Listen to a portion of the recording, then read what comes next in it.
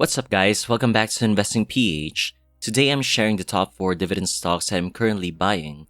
Right now, the Philippine market is at one of its lowest points in the past 5 years.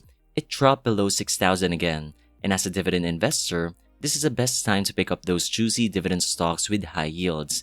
As you know, when prices drop, yields go up. And when a market is this low, we get a chance to buy companies that weren't even considered high dividend stocks before, but because their prices have tumbled, their yields are now exceptionally high, even exceeding 6%. I always like maximizing opportunities like this. These are companies I'm willing to hold for a very long time because I believe they have a strong chance of still being here in the next 10 to 20 years, continuing to grow and pay dividends consistently. Stock number 1, Metrobank, or MBT. Metrobank is one of the largest banks in the Philippines. I've been adding a lot recently, and it's now my biggest bank investment. Metrobank's earnings and revenue have grown really well over the past years and are now at record highs. You want to see this trend going upward, especially as a dividend investor, because the more the company earns, the more it can grow its dividends. You'll also see this reflected in their equity, which has been growing consistently every year. This means the value of their assets is increasing more than their borrowings and their deposits. Growing equity acts as a cushion against potential loan losses and gives the bank more room to expand lending safely. So even if some borrowers fail to pay, the bank can absorb the losses without hurting depositors or affecting daily operations. And that stability turns into earnings, because with a stronger capital base, the bank can confidently issue more loans, earn more interest income, and grow profits consistently year after year. Now let's talk about the loans to deposit ratio.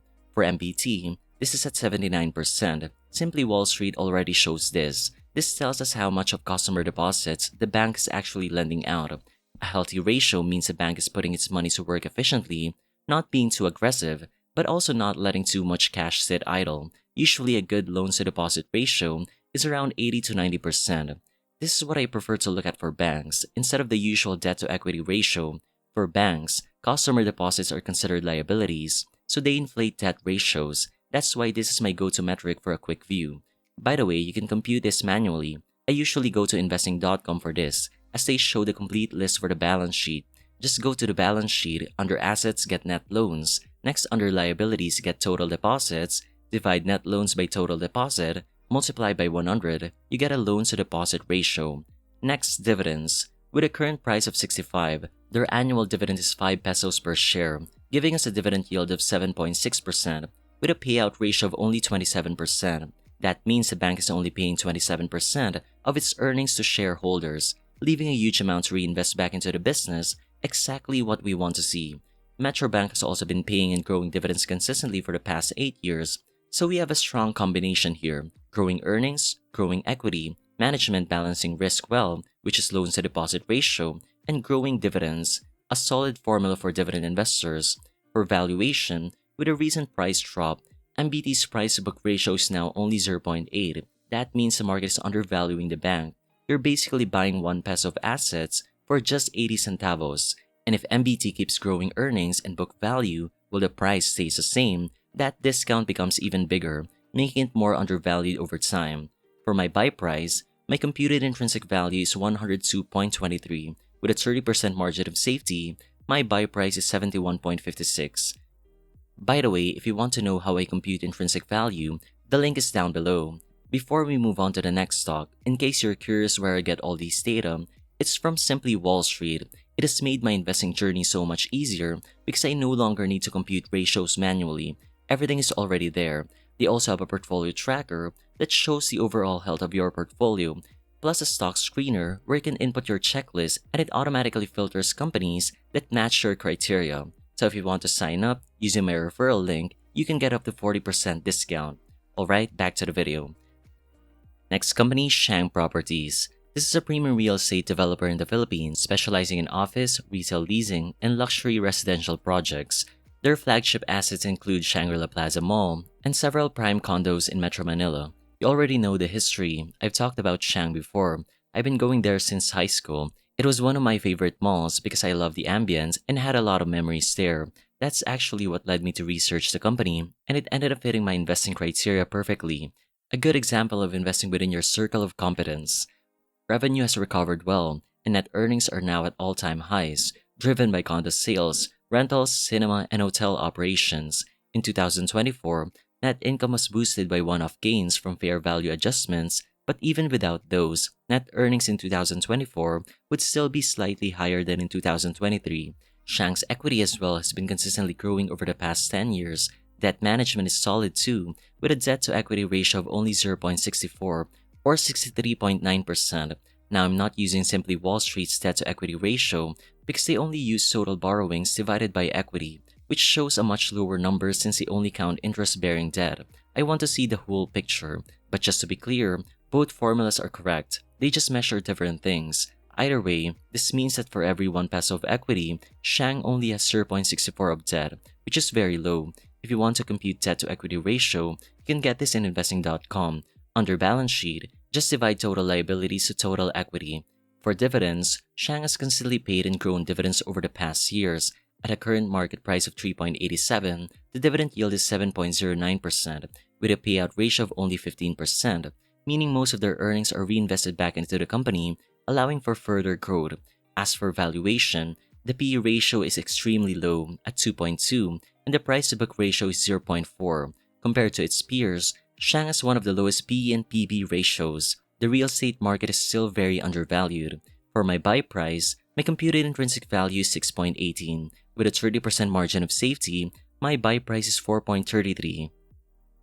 Next is MREIT, my biggest REIT holding. Since the stock price has been down for a long time, for me this is a very underrated REIT, same as its parent company Megaworld, which also has good financials. I've been adding small chunks to MREIT over the past months, and it's now my largest REIT investment.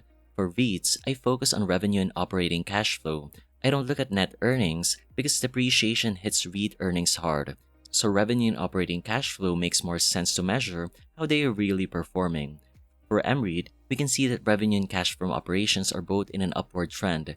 And if we look deeper, rental income in the second quarter of 2025 is higher compared to quarter 2 of 2024.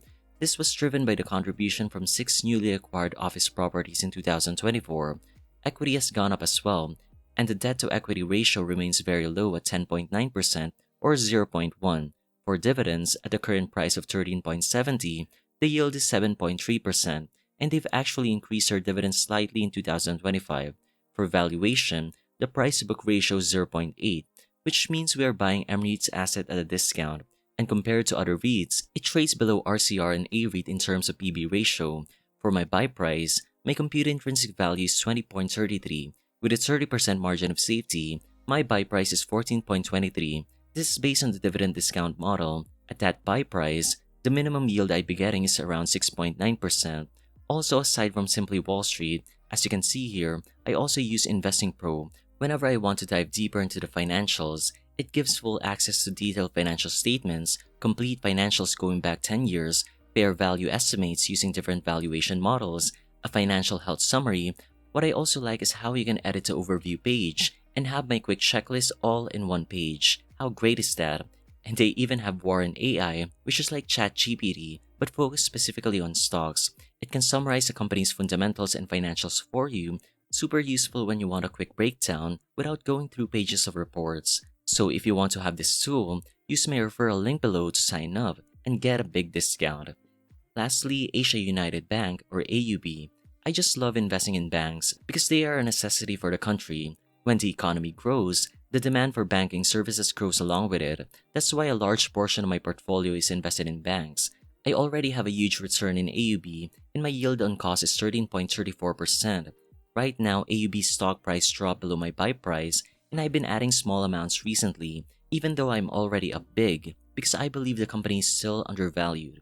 Earnings and revenue have soared, which explains why AUB remains undervalued even after the price increase. Their earnings have caught up, equity has grown steadily over the past 10 years, and the loan-to-deposit ratio is only 79%, meaning they've been able to grow earnings significantly without needing to be aggressive on lending.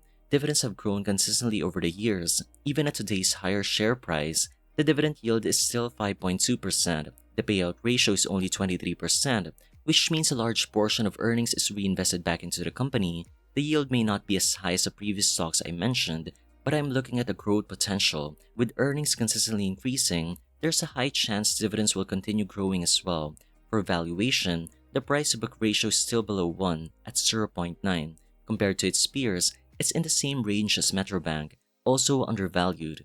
For my buy price, my computed intrinsic value is 59.66. With a 30% margin of safety, my buy below price is 41.76. So those are the top 4 dividend stocks I've been buying recently.